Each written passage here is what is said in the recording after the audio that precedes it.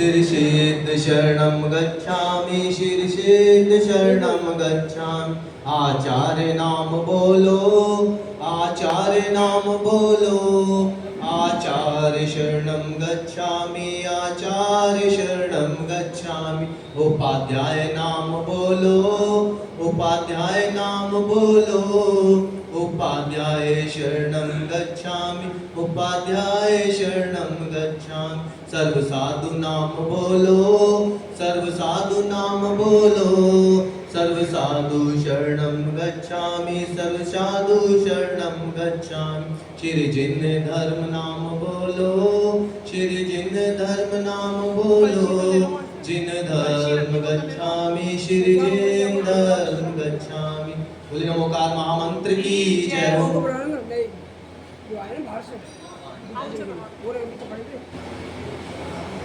जय हो। संकट मोचन तारन हारे, गुरु विमर्श की जय जय हो। संकट मोचन तारन हारे, गुरु विमर्श की जय जय हो। श्री के चरणों में त्रिकाल नमोस्तु करते हुए मुझसे विनम्र विनती कि वे अपने मंगल प्रवचन से हमें कृपा करें। मुनि श्री 108 विषम सागर जी महामंदिर। सभी मानव अपने दोनों हाथ जोड़ लेंगे और सिद्ध परमात्मा को नमस्कार करेंगे। ओम नमः सिद्धेभ्य, ओम नमः सिद्धेभ्य, ओम नमः सिद्धेभ्य, ओम नमः सिद्धेभ्य, ओम नमः सिद्धेभ्य। ओम नमः सिद्धेभ्य। श्रीवर्धमानाय निर्दोद्गलिलात्मने सालोकानां त्रिलोकानां यदि विद्या दर्पणायते, यदि विद्या दर्पणायते, यस्य स्वयं स्वभावाप्ति प्रभावे कृतस्य कर्मणो तस्मै संज्ञानरूपाय नमोस्तु परमात्मने, नमोस्तु परमात्मने। गृहापन्तो नो नित्यं ज्ञानदर्शनायिका, चारित्राणो गंभीरा मोक्षमार्गोपदेशिका। जो देवादेव भगवान श्री अजितनाथ भगवान की जय, जो देवादेव भगवान श्री शांतिनाथ भगवान की जय। वर्तमान शासन नायक भगवान श्री महावीर स्वामी की जय। आचार्य भगवान श्री पूज्यपाद स्वामी की जय। गुरु नाम गुरु सूर्य गच्छाचार्य श्री विराग सागर जी महामुनिराज की जय। मम आराध्य गुरुदेव जिनागम पंथ प्रवर्तक भावलिंगे संत राष्ट्र विश्वनाचार्य गुरुदेव विमर्श सागर जी महामुनिराज की जय। जिनागम पंथ श्री 108 विषम सागर जी महाराज की जय। मुनि श्री 108 विषम सागर जी महाराज की जय। जिनागम पर समतारस का अभ्यासी, समतारस का अभ्यासी कर्म निर्जरा लाता है। कनक कांच में समदृष्टि, कनक कांच में समदृष्टि संतोष सदा कहलाता है।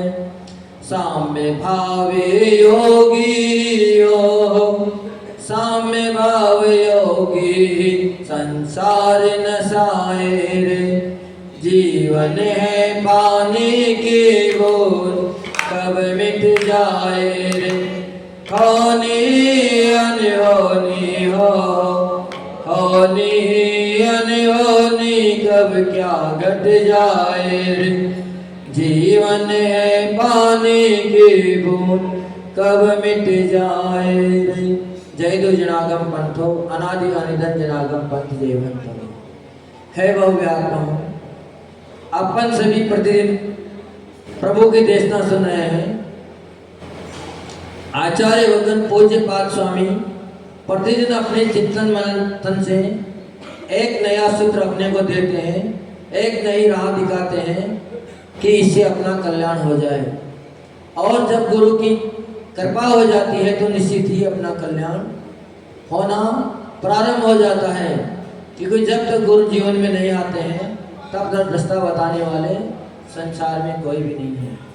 तो आचार्य भगवान ने कल अपनों को बताया था कि जो व्यक्ति जहाँ जाता है वो वहीं रम जाता है। जिस योनि में जन्म ले लेता है उस योनि से फिर कहीं जाने की इच्छा नहीं करता है। जहाँ रहने लग जाता है वो जगह ही उनको अति प्यारी लगने लग जाती है, चाहे वो शहर हो चाहे गांव हो। आप लोग बड़ी सिटी में रह रहे हो, दिल्ली में रह रहे हो, आपको ये अच्छी लग रही है, पर जो कोई किसान है पास के छोटे गांव में रहता है तो कभी भी आपके शहर को अच्छा नहीं बताएगा। वो अपने गांव को भी सर्वश्रेष्ठ बताएगा कि इससे अच्छा कोई दूसरा है नहीं। तो व्यक्ति की जैसी माहौल में रहते हैं, जैसी संगति होती है, उसको वैसा ही अच्छा लगने लग जाता है। पर वह जीव कर्मों से बनता हुआ संसार में भटकता है, क्योंकि उससे अच्छे बुरे का कोई ज्ञान नहीं रहता। आचार्य भगवान पूज्य पाद स्वामी आज की नई कारिका में अपने को बता रहे हैं कि कौन कर्म से बनता है और कौन कर्म से नहीं बनता है। तो साम्य भाव योगी कभी भी कर्म से बनता नहीं है, और बाकी जितने भी संसारी जीव हैं वो कर्म से बनते हैं, जबकि अभी वो भी संसार में ही हैं। ऐसा नहीं कि उनकी मुक्ति हो गई हो, फिर भी उनका कर्म बंद रुक जाता है। आगच्छन् तद विशेषणा मन विकसि जायते अज्ञात तत् विशेषस्तु बद्धते विमुच्यते। उन शरीर आदि पर पदार्थों में से जो सर्वथा अनजान है और आत्मा में ही जिसका चित्त स्थिर हो गया है, आत्मा के ध्यान में जो तल्लीन है, उसके कोई भी कर्म का बंध नहीं होता है, जबकि है अभी तक संसार में ही। आचार्य भगवान कह रहे हैं कि जो योगी आत्मा में तल्लीन हो जाता है वह घर परिवार में आसक्ति नहीं रखता, उसकी आसक्ति धीरे धीरे छूटने लग जाती है, परिणामों में शांति आने लग जाती है। परिवार में रहता हुआ भी वह विरक्त सा रहता है, फिर उसको परिवार की चिंता इतनी नहीं सताती है, हानि नुकसान का प्रलोभन उनको कभी भी दुखी नहीं करता है। आचार्य गुरुदेव इस श्लोक में माध्यम से अपने को बता रहे हैं कि संत योगी जन जिस ज्ञानी महापुरुष की आत्मा आत्मस्वरूप में आत्म ध्यान में तल्लीन हो जाती है, फिर वह बाहर का कोई भी वस्तु देख नहीं पाता है, बाहर के किसी भी कार्य से वह प्रभावित नहीं होता है, चाहे उसको कितना भी प्रलोभन दे दिया जाए। पर होना चाहिए अपनी दृढ़ता। सिद्धि कब प्राप्त होती है? चाहे मंत्र की सिद्धि हो, चाहे व्यापार की सफलता हो, चाहे शिक्षा की सफलता हो। सिद्धि कब प्राप्त होगी? जब अपने कार्य में अपने एकाग्र हो जाएंगे, अपने कार्य में दृढ़ संकल्पित हो जाएंगे। दृढ़ संकल्पित व्यक्ति के लिए एकाग्र चित्त से साधना करने के लिए कोई भी कार्य कठिन नहीं है, उसके लिए हर कार्य सुलभता को प्राप्त हो जाते हैं। पर जब तक अपना चिंतन बाहरी वस्तुओं में, शरीर आदि वस्तुओं में लगा रहेगा, तब तक अपन कभी भी अपनी सिद्धि को प्राप्त नहीं हो सकते। आगच्छन् तद विशेषणा, यानी कि शरीर आदि पर पदार्थों की विशेषताओं को नहीं जानता। काय को नहीं जानता? जो शरीर आदि की विशेषता है, कुटुंब परिवार है, उनके संपर्क से वो दूर हो गया है। जब तक अपन वस्तु का ज्ञान अपने को नहीं होता है, तब तक उसके प्रति मोह नहीं जगता है। अगर आपको कोई सूचना दे दे आके कि आपके मोहल्ले में आग लग गई है, तो आप उतने विचलित नहीं होंगे। पर जैसे ही आपको जानकारी मिली कि आपके ही मकान में घटना घट गई है, तो उथल पुथल मच जाएगी। तो यही बात आचार्य भगवान अपने को समझा रहे हैं कि जब तक अपन बाहरी क्रियाओं में नहीं रचे बचे रहेंगे, तब तक अपना मोह जागृत नहीं होगा। क्योंकि आत्मा में चित्त में तल्लीन रहने वाला योगी इन सभी चीज़ों से दूर रहेगा। आदमी वही वस्तु लेने की कोशिश करेगा जिसकी आवश्यकता है। बिना आवश्यकता के अगर कोई वस्तु है तो कितनी भी अच्छी हो, हम अगर कोई शास्त्र किसी व्यक्ति को देना चाहें और उसकी रुचि शास्त्र के स्वाध्याय में नहीं है तो अच्छा होता है, वो भी उसको लेंगे, कोई नहीं लेंगे। और अगर हम चांदी की माला दे दें तो बल्कि जाप भी नहीं करनी है, फिर भी सभी लेने के लिए तैयार होंगे। क्यों होंगे? क्योंकि दृष्टि अपनी माला पे नहीं है, अपनी दृष्टि उस वस्तु पे है जो चांदी की है, चाहे माला जपे ना जपे। तो मोह हमेशा तभी जागृत होता है जब उसके प्रति अपना लगाव हो जाता है, जब उसको देखते हैं। जब देखेंगे ही नहीं तो कोई मालूम ही नहीं पड़ेगी। अगर जानकारी नहीं है कि चांदी की है या स्टील की है तो उसके ऊपर इतनी अपना मन नहीं जाएगा, अपने लेने की इच्छा न होगी। पर जब उसकी महिमा गा दी जाती है तो स्वतः ही बात बन जाती है। मंदिर में आप प्रतिदिन आते हो, भगवान के दर्शन भी प्रतिदिन करते हो, लेकिन आते हो, देखते हो और चले जाते हो। पर अगर आपको कोई व्यक्ति भगवान की महिमा सुना दे कि यहाँ ऐसे ऐसे चमत्कार हैं, यहाँ आने वाले व्यक्ति के हर दुख संकट शांत हो जाते हैं, समाप्त हो जाते हैं, तो जो व्यक्ति 5 मिनट में मंदिर से वापस जाने वाला होगा वो भी 1 घंटा रुकने का प्रयास करेगा, चाहे कितनी भी परेशानी क्यों ना हो। क्यों? क्योंकि उसकी जब महिमा आती है तभी भाव बनते हैं। तो जो योगी है, योगी जन है, उनको बात किसकी महिमा आ रही है? अपने आत्मा की महिमा आ रही है, रत्नात्रय की महिमा आ रही है। जो धन, जो रत्न ऐसे हैं कि वह उनको कोई लूटने वाला नहीं है, उसको कहीं छुपाने की जरूरत नहीं है, उसको किसी तिजोरी में रखने की जरूरत नहीं है। जब उन रत्नों की इच्छा हो जाती है, महिमा आ जाती है, तभी उनको प्राप्त करने की भावना होती है। और जब तक जड़ रत्नों की महिमा अपने को रहेगी तब तक उन रत्नों को कोई भी लेने के लिए तैयार नहीं होंगे। यही कहेंगे कि महाराज जी वो तो आपके लिए ही शोभा देते हैं, हमें उनकी अभी जरूरत नहीं है। क्यों? क्योंकि अभी आपको उसकी महिमा जानकारी नहीं है। तो उनसे कितना मिल सकता है? ये बाह्य रत्न है, ये तो मात्र आपकी साल, 2 साल, 10 साल, 20 साल जब तक आपका पुण्य है तब आपकी सुरक्षा करेगा। लेकिन वो एक रत्न ऐसा है कि उसका प्रभाव कभी भी खत्म होता नहीं है। जिसके हाथ में वो रत्न आ जाते हैं उनका पुण्य कभी क्षीणता को प्राप्त नहीं होता, उत्तरोत्तर उनका पुण्य बढ़ता जाता है। तो आचार्य भगवान कह रहे हैं कि कर्म का बंध कौन करता है?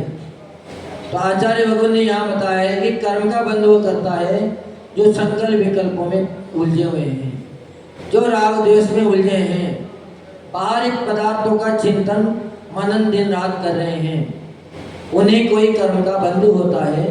पर जो योगी अपने आत्मा के ध्यान में तल्लीन हो गया है, संसारिक क्रिया उन्होंने छोड़ दी है, उसको संसार में रहते हुए भी कोई कर्म का बंध नहीं हो रहा है।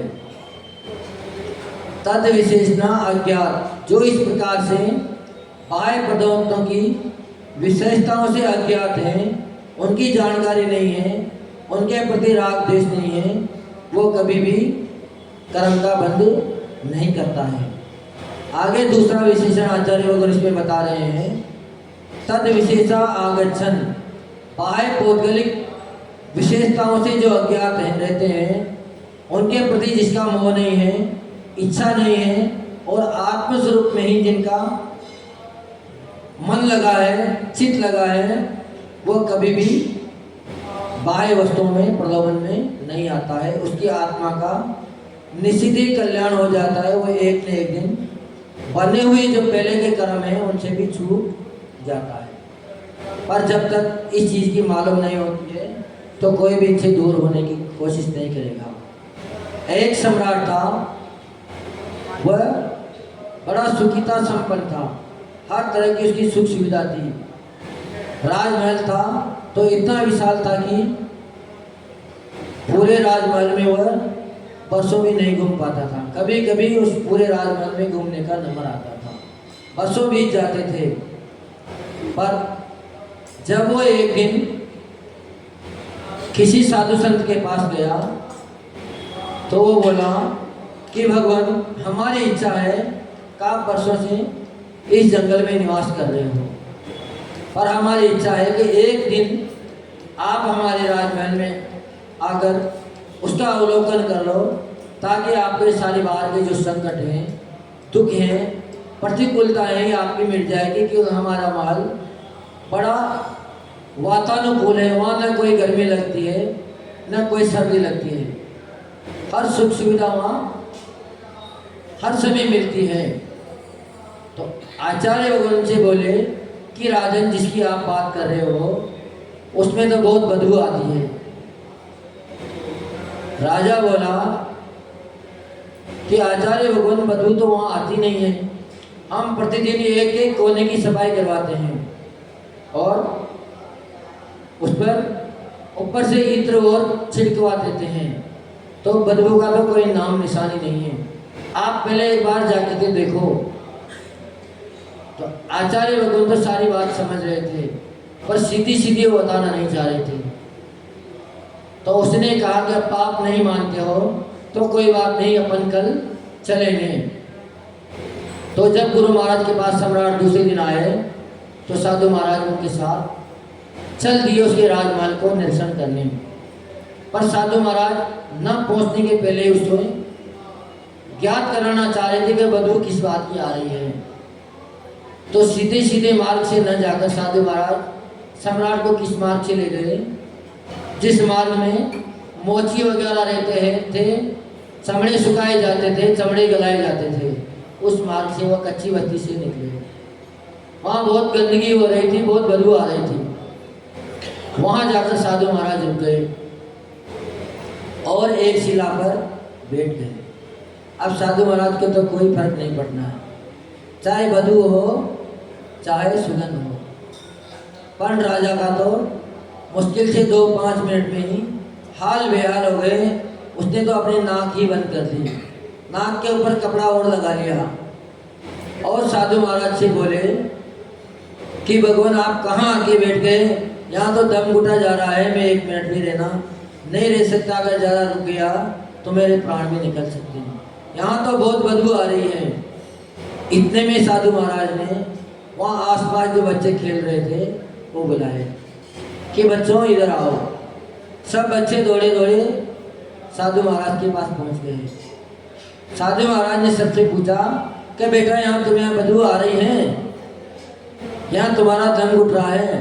तो सबने ही मना कर दिया कि साधु जी, आप कैसी बात कर रहे हो? यहाँ तो हम लोग बरसों से रह रहे हैं, यहीं पैदा हुए हैं और इतने बड़े हो गए, यहाँ कोई बदबू का नाम निशान नहीं है। तब आचार्य भगवान राजा से बोला कि भैया, तुम तो बदबू बता रहे थे, यहाँ तो कोई बदबू है ही नहीं, पूछो इनसे। कहा नहीं, ये लोग यहाँ के रहने से आदी हो गए, इसलिए इनको बदबू नहीं आ रही है, वाकई में यहाँ बदबू है।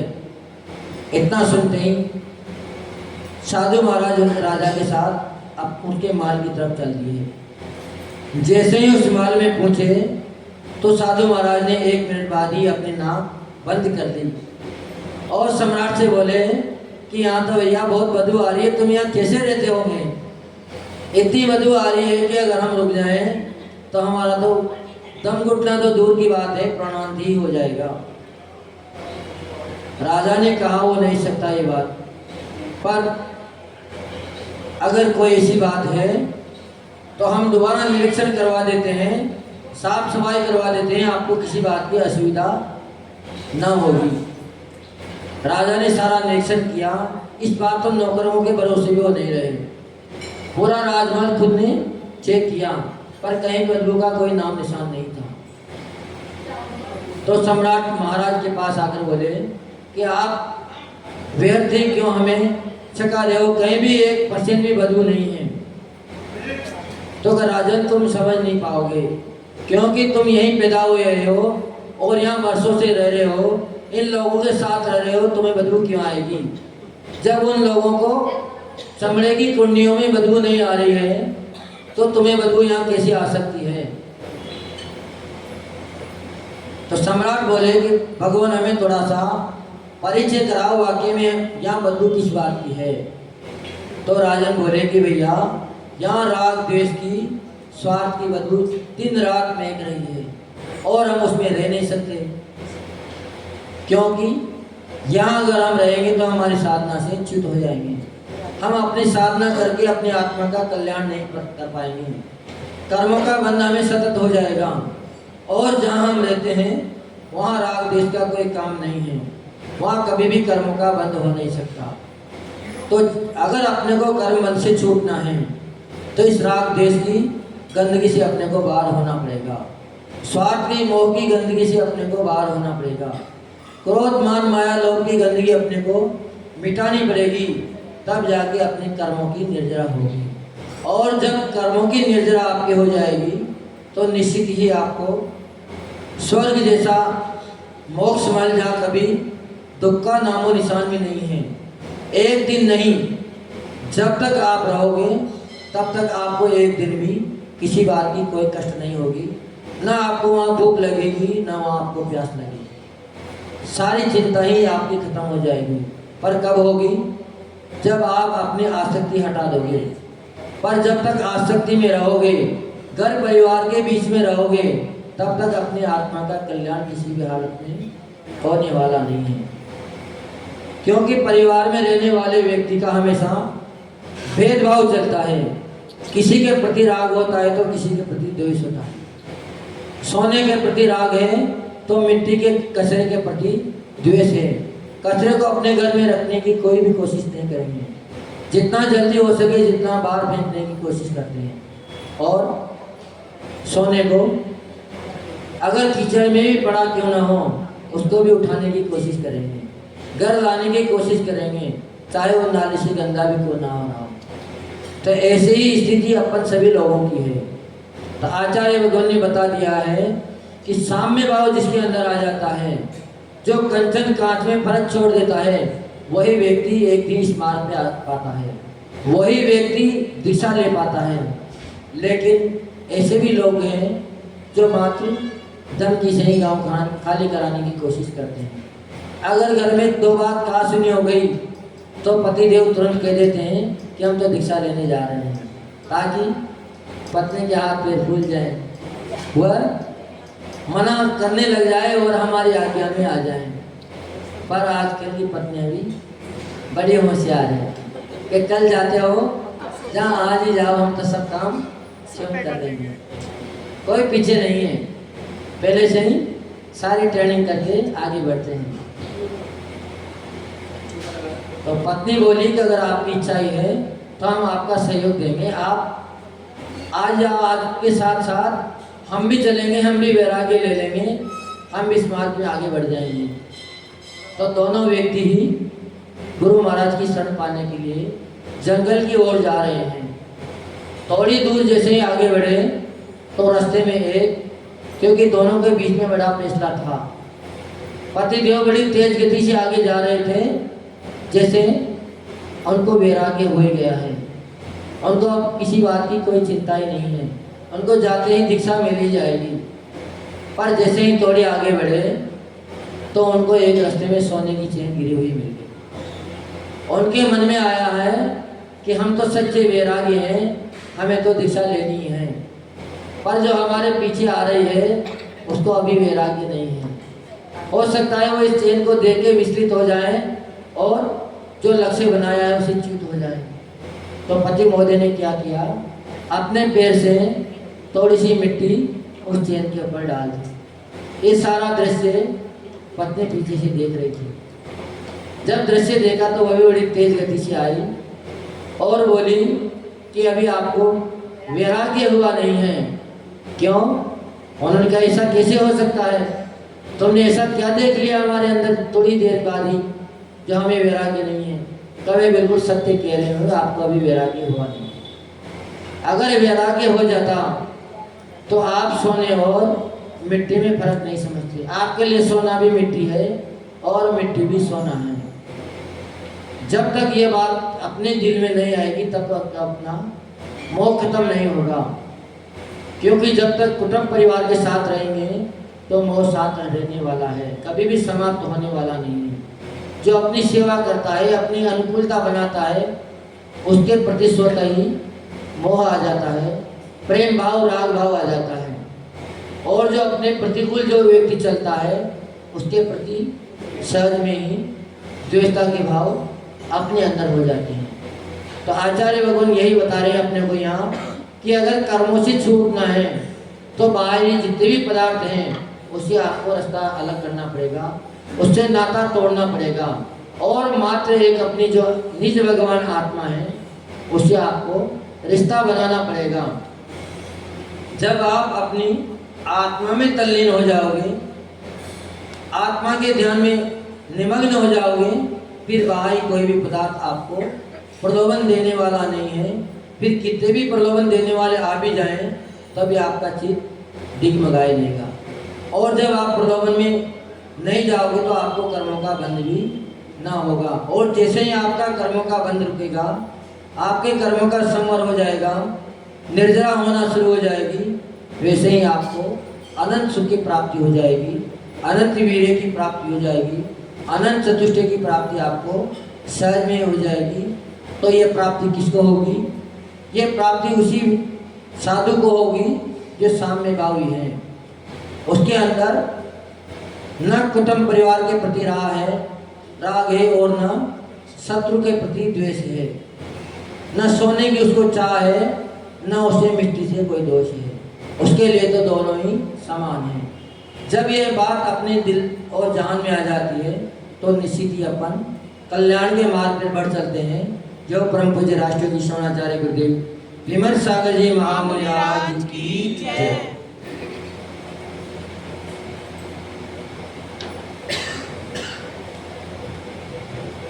जय बोले मुनि श्री 108 विश्व सागर जी महाराज की, मुनि श्री 108 विश्व सागर जी महामुनि राज की। जिनवाणी स्तुति के लिए खड़े हो जाएंगे सभी। मारी माँ जिनवाणी थारी तो जय जयकार, मारी माँ जिनवाणी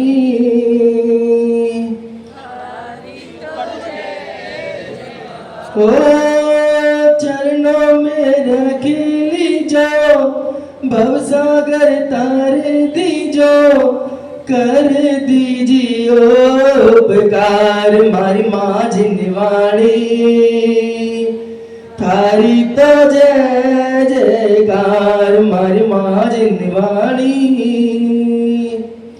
ओ कुंद कुंद से थारो बेटो, दुखड़ा सब जग का मेटो, रच दीजियो समिसार। मारी माँ जिनवाणी थारी तो जय जयकार।